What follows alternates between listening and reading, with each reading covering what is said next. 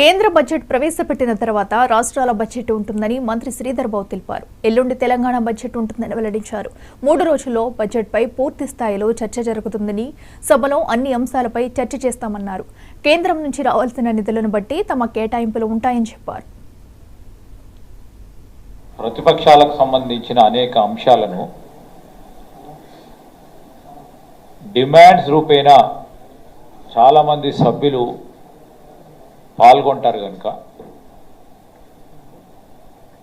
అన్ని అంశాలను కూడా చర్చలకు వచ్చే అవకాశం ఉంటుందని ఉన్న సమయంలో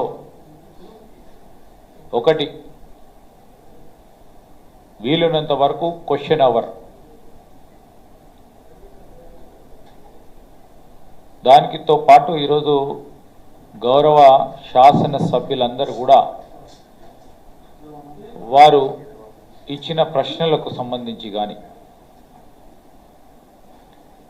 వారి వారి నియోజకవర్గాలకు సంబంధించిన సమస్యల విషయంలో ప్రస్తావనకు సంబంధించిందే కానీ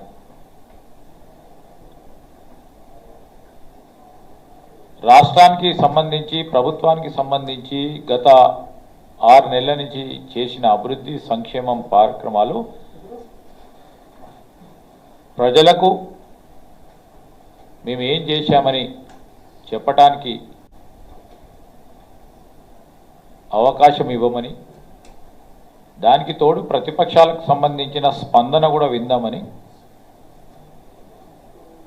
మేము స్పీకర్ గారిని కోరటం జరిగింది.